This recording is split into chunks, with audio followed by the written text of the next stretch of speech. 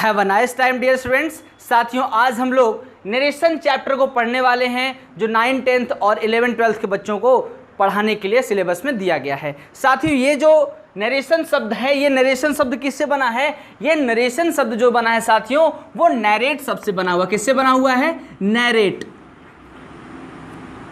Narrate यानी कि क्या होता है? नरेट का अर्थ होता है साथियों व्याख्या करना। आप लोग 6, 7, 8 में जब रहे होंगे तो आपको हिंदी में ऐसा क्वेश्चन अवश्य दिया होगा कि narrate this story in your own words.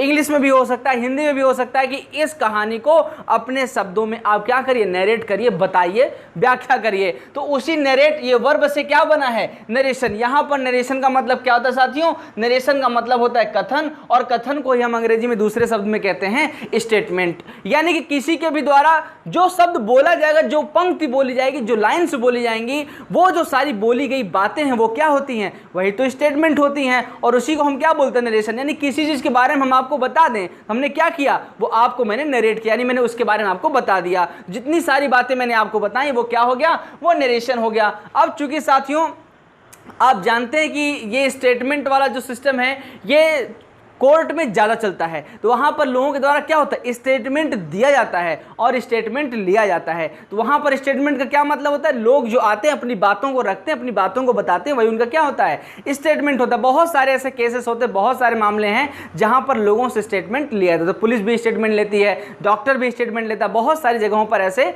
जो है केसेस होते हैं। तो वहाँ पर क्या होता है? स्टेटमेंट। स्टेटमेंट मतलब क्या होता है? आदमी अपनी बातों को कह देता है। कथन मतलब क्या होता है? कथन ये बना है कथनी। कथनी मतलब होता है कह देना, है ना? इन्हीं शब्द से मिलकर क्या बना हुआ? नरेशन। तो नरेशन का अर्थ हो जाता है साथियों कथन, और कथन को ही हम बोलते हैं स्टेटमेंट। स्टेटमेंट का मतलब है किसी के भी द्वारा बोला गया कोई एक लाइन, कोई एक बात, उसी को हम क्या बोलते हैं? स्टेटमेंट बोलते हैं। जैसे गांधी जी ने कहा था करो या मरो, ये उनका स्टेटमेंट हो गया। सुभाष चंद्र बोस जी ने क्या कहा था? तुम मुझे खून दो, मैं तुम्हें आजादी दूंगा। ये सब क्या है? उनके स्टेटमेंट हैं। उन्होंने जो सारी बातें बोली वो सब क्या है? वो स्टेटमेंट है। हम जो आपसे बात कर रहे हैं ये सब क्या है? ये सब स्टेटमेंट के ही अंदर रखी जाएंगी। आप हमेशा किताब में देखते हो कुछ बातें जिनको हम डबल इन्वर्टेड कॉमा में लगा के रखते हैं। तो डबल इन्वर्टेड कॉमा किन के लिए लगता है? डबल इन्वर्टेड कॉमा उनके लिए लगता है साथियों जो बात किसी के द्वारा कही गई होती है और सेम टू सेम कही गई होती है, उसके लिए क्या करते हैं? हम डबल इन्वर्टेड कॉमा लगा करके लिखते हैं। तो आइए हम समझ लेते हैं साथियों कि नरेशन क्या होता है। अब नरेशन आपने जान लिया, कथन, स्टेटमेंट, ये आप समझ गए। और ये बना किससे है? ये नरेट शब्द से बना हुआ जो वर्ब है, और यहाँ पर नरेशन क्या हो गया? यहाँ पर नाउन हो गया। तो साथियों नरेशन जो है वो दो प्रकार का होता है। एक तो होता है डायरेक्ट नरेशन और एक होता है इनडायरेक्ट नरेशन। डायरेक्ट नरेशन को लोग कहते हैं साथियों प्रत्यक्ष कथन। क्या बोलते हैं? प्रत्यक्ष कथन। प्रत्यक्ष कथन का मतलब क्या होता है? प्रत्यक्ष कथन का मतलब होता है साथियों जो कथन किसी के द्वारा बोला गया था उसी कथन को सेम टू सेम फिर से बोला जाए, है ना? जो कथन पहले बोल दिया गया उसी कथन को फिर से सेम टू सेम दोहरा देना, क्या होगा? वो आपका हो जाएगा डायरेक्ट नरेशन। यानी डायरेक्ट नरेशन का मतलब है सेम टू सेम। आपको बहुत सारा उदाहरण नहीं दूंगा, छोटी सी बात बस समझाऊंगा कि किसी ने कोई बात कहा, उसी बात को सेम टू सेम फिर से कह देना ही क्या हो जाएगा? आपका डायरेक्ट नरेशन कहलाता है। जैसे मैंने अपने सारे विद्यार्थियों से कहा कि कल तुम लोग अपने पाठ को याद करके आना। अब मैंने उन लोगों से बोल दिया कि कल तुम अपने पाठ को याद करके आना। अब यही बात जाकर के कोई बच्चा अपने घर पे बोल दे कि सर जी ने कहा है कि तुम लोग अपने पाठ को याद करके आना, तो सेम टू सेम जो मैंने बोला सेम टू सेम अगर किसी और ने भी बोल दिया तो वो क्या हो जाएगा? वो डायरेक्ट नरेशन हो जाएगा। लेकिन अगर साथियों इनडायरेक्ट नरेशन की बात करें तो कहते हैं कि सेम सेंस, यानी जो भाव होगा सेंटेंस का, जो कहने का अर्थ होगा वो सेम होगा, बट वर्ड्स आर चेंज। लेकिन जो शब्द होंगे वो बदले हुए होंगे। जो शब्द होंगे वो बदले हुए, यानी मैंने अपने बच्चों से कहा कि तुम लोग घर जाना और अपने पाठ को याद करके आना, तो बच्चे घर जाके अपने घर वालों से क्या बोलेंगे? सर जी ने कहा है कि हम लोग घर जाएं और अपने अपने पाठ को याद करें। तो साथ ही यहाँ पर तुम लोग को आप लोग में कन्वर्ट करना पड़ा। क्यों? क्योंकि उसका भाव है कि मैंने बच्चों से बोला है। तो सेम टू सेम बात न बोल करके बात का भाव वही है। मैंने बच्चों से कहा तुम लोग अपना पाठ याद करके ना, बच्चे भी अपना पाठ याद करके ही आएंगे। लेकिन मेरी कही गई बात और उनके द्वारा बोले गए शब्दों में क्या होगा? डिफरेंस, वहां पे डिफरेंस आ जाएगा, अंतर आ जाएगा, है ना? थोड़ा सा परिवर्तन आ जाएगा। तो इनडायरेक्ट नरेशन वही है साथियों की सेम सेंस, यानी जो कहने का अर्थ होगा वो सेम सेम होगा, लेकिन वर्ड्स जो होंगे वो क्या होंगे? वो चेंज होंगे, वो बदले हुए होंगे। बात वही होगी, अर्थ दोनों का सेम आएगा। यहां पर डायरेक्ट नरेशन में क्या है? कोई भी बात अगर कही जाएगी तो वो क्या होगी? वो सेम टू सेम अगर फिर से दोहरा दिया गया वो क्या हो जाएगा? वो आपका डायरेक्ट नरेशन हो जाएगा। तो यहां पर डायरेक्ट नरेशन का अगर आप लोग चाहें तो डेफिनेशन लिख सकते हैं हिंदी में। मैं आपको बताता हूं कि डायरेक्ट नरेशन वो होता है साथियों जब वक्ता द्वारा कही गई बात को, वक्ता कौन होता है? वक्ता यानी कि स्पीकर। तो वक्ता द्वारा कही गई बात को ज्यों का त्यों कह देना या दोहरा देना ही क्या होता है? डायरेक्ट नरेशन होता है। यानी सेम टू सेम को बात को कह देना क्या हो जाएगा? सेम टू सेम बात कह देना ही डायरेक्ट नरेशन कहलाएगा। और इनडायरेक्ट नरेशन की जो डेफिनेशन होगी वो क्या होगी?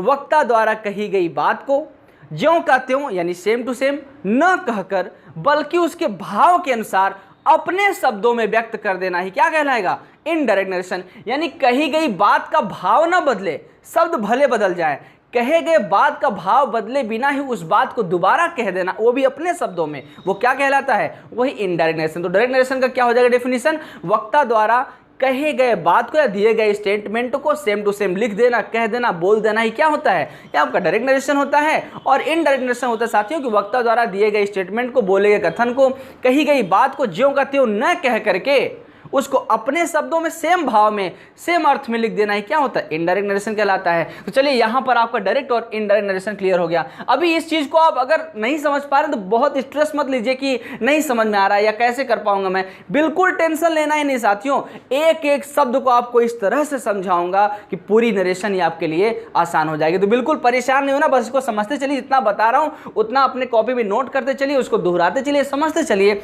बाकी आगे हम आपको जब जब समझाते जाएंगे तो आपको ये थोड़ा सा और आसान होता चला जाएगा। तो आइए देखिए, कहते साथियों डायरेक्ट नरेशन का जो होता है वो दो पार्ट होता है।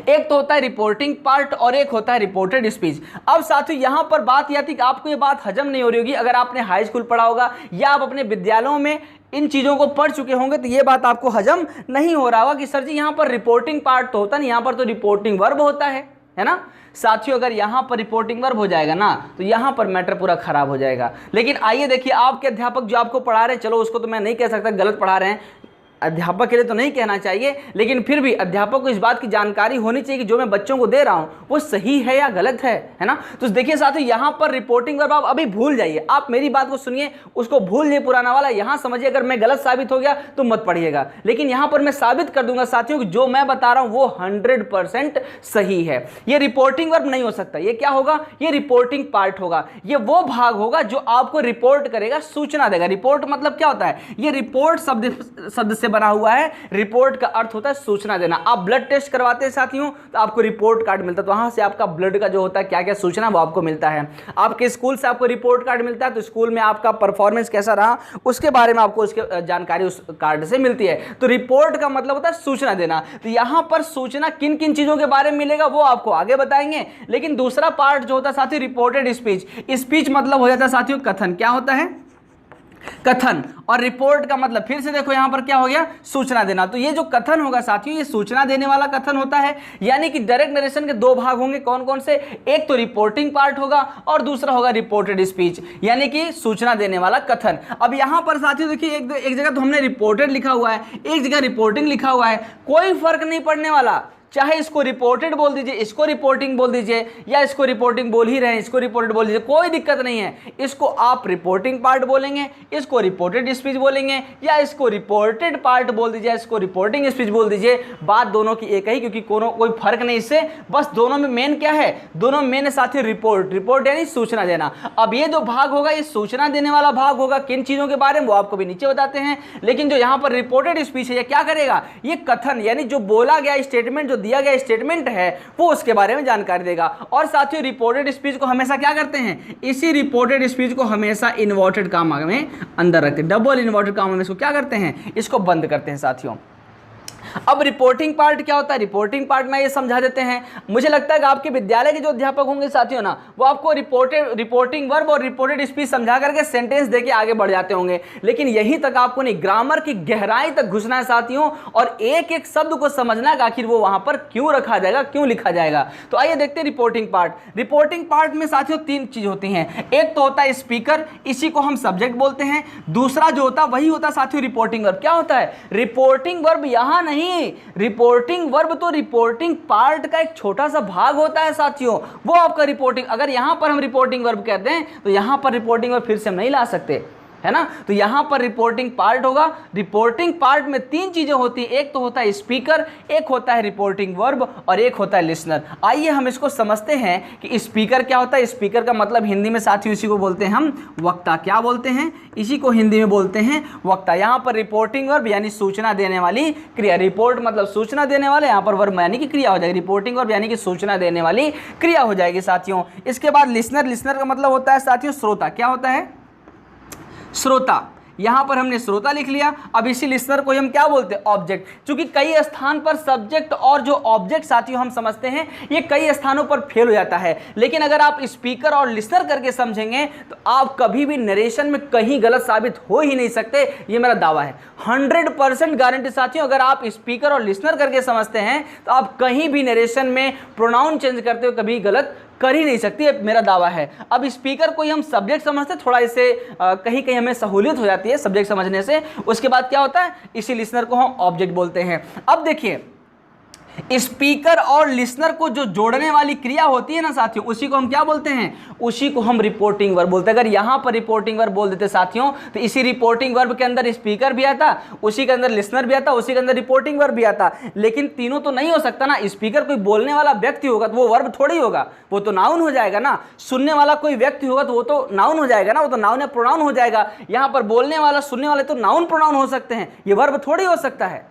ना। तो साथियों यहां पर जो रिपोर्टिंग वर्ब होगा वो रिपोर्टिंग पार्ट का एक भाग होता है जो स्पीकर और लिसनर के मध्य संबंध स्थापित करता है। तो रिपोर्टिंग पार्ट वो होता है साथियों, रिपोर्टिंग पार्ट के अंतर्गत तीन चीजें आती है, एक तो स्पीकर आता है, दूसरा रिपोर्टिंग वर्ब और तीसरा आता है लिसनर। तो इसकी जब परिभाषा देंगे रिपोर्टिंग वर्ब की तो कहेंगे कि स्पीकर और लिसनर के मध्य संबंध बताने वाली क्रिया को क्या कहते हैं? रिपोर्टिंग वर्ब कहते हैं। अब यहां पर बात साथियों होती है इसकी समाप्त। ये तो सारी बात आपको समझ आ गई। अब आइए रिपोर्टिंग पार्ट और रिपोर्टेड स्पीच क्या है वो आपको हम एग्जांपल के माध्यम से यहां समझा देते हैं। यहां पर लिखा है ही सेड टू मी, उसने मुझसे कहा। यहां पर मैंने लगाया कॉमा क्योंकि एक सेंटेंस होता है खत्म। और जब मैंने यहां पर रिपोर्टेड स्पीच लिखा तो उसको क्या किया? देखिए डबल इन्वर्टेड कॉमा मैंने इसे क्या किया है? लॉक कर दिया, इसको बंद कर दिया साथियों। अब यहां पर देखिए जितनी दूर बात इन्वर्टेड कॉमा के अंदर लॉक्ड है इसी को हम क्या बोलते हैं? इसी को हम रिपोर्टेड स्पीच बोलते हैं साथियों। जो बोला गया इसको कौन बोला है? इसको बोला ही सेड, उसने कहा। उसने क्या कहा? आई एम योर फ्रेंड, मैं तुम्हारा दोस्त हूं, मैं तुम्हारा मित्र हूं। तो जो बात उसने, जो स्टेटमेंट उसने दिया उस स्टेटमेंट को क्या करते हैं हम? डबल इन्वर्टेड कॉमा के अंदर बंद रखते हैं। और कॉमा से पहले जो भाग होता है साथियों यही होता आपका रिपोर्टिंग पार्ट। क्या होता है? यही आपका रिपोर्टिंग पार्ट होता है। जो बात को बोलने वाला होता है साथियों इसी को हम बोलते हैं स्पीकर। और जो बात को सुनने वाला ही सेड, उसने कहा टू मी, किससे? मुझसे। उसने मुझसे कहा तो सुन कौन रहा है? सुन तो मैं ही रहा हूं। तो यहां पर मी क्या हो गया? यही आपका लिसनर हो गया साथियों। स्पीकर और लिसनर के मध्य संबंध बताने वाली क्रिया को ही क्या बोलते हैं? इसी को साथियों रिपोर्टिंग वर्ब बोलेंगे। यानी स्पीकर और लिसनर के मध्य जो क्रिया आएगी वही क्रिया क्या कहलाएगी? वही क्रिया साथियों आपकी रिपोर्टिंग वर्ब होगी। कभी कभी आपको ऑब्जेक्ट नहीं भी दिया जाएगा तो भी सब्जेक्ट के बाद जो क्रिया आएगी साथियों वही आपका क्या होगा? वही आपकी रिपोर्टिंग वर्ब हो जाएगी। तो साथियों यहां पर मैंने देखिए इस टेंस को, इस सेंटेंस को मैंने चेंज कर दिया हुआ इनडायरेक्ट में कि he told me that he was my friend. ये इनडायरेक्ट हो जाएगा, ये डायरेक्ट। तो डायरेक्ट नरेशन के अंतर्गत ये आप एग्जाम्पल लिख लीजिएगा और इनडायरेक्ट नरेशन के अंतर्गत ये लिख लीजिएगा। उसके बाद ऐसे ऐसे आप ऐसे निशान करके आप इसको रिपोर्टिंग पार्ट समझ लेंगे और जहां से इन्वर्टेड कॉमा लगा यहां पर क्या समझ लेंगे? रिपोर्टेड स्पीच समझ लेंगे। मी के नीचे आप लिखिएगा लिसनर है ये, ही के नीचे लिखिएगा स्पीकर, यानी जो भी बोलने वाला होगा वो क्या होगा? वो स्पीकर होगा, जो सुनने वाला होगा वो लिसनर होगा, और जो बीच में क्रिया होगी वो क्या हो जाएगी? जो बीच में क्रिया होगी साथियों वो क्रिया आपकी हो जाएगी रिपोर्टिंग वर्ब। देखिए इतनी गर्मी में भी मैं आपको पढ़ा रहा हूं, मेहनत कर रहा हूं साथियों, तो आपको भी मेहनत करना चाहिए। मैं बार बार पसीना पोंछ रहा हूं लेकिन बावजूद इसके मैं पढ़ाने से पीछे नहीं हट रहा। आप लोगों को भी गारंटेड साथियों ऐसा मेहनत करना चाहिए कि आप गारंटी ले सके किसी को कि हाँ मेरा 85+% आएगा एग्जाम में। तो साथियों इतना तो आपको मेहनत करना ही चाहिए। देखिए इतनी सारी बात मैंने आपको समझा दी है, यहां से मैं इसको करता हूं समाप्त। अगर कोई बात ना समझ आए साथियों तो आप लोग मुझे कमेंट करके बता दीजिएगा सर ये नहीं समझ आया। आज का क्लास बस इतना ही साथियों, एक एक बात मैंने आपको समझा दिया है। मुझे लगता है कि ये चीज़ आपको नहीं समझ आएगा, ये जब आपको हम आगे पढ़ाएंगे तो बहुत अच्छे तरीके से एक्सप्लेन कर देंगे। मुझे उम्मीद है, पूरा विश्वास है कि आप इस चीज़ को सीख पाएंगे। तो आज के लिए बस इतना ही, मैं यहाँ से हट जाता हूँ। फटाफट आप लोग इस वीडियो को पॉज करेंगे और एक एक बात यहाँ से समझ लेंगे।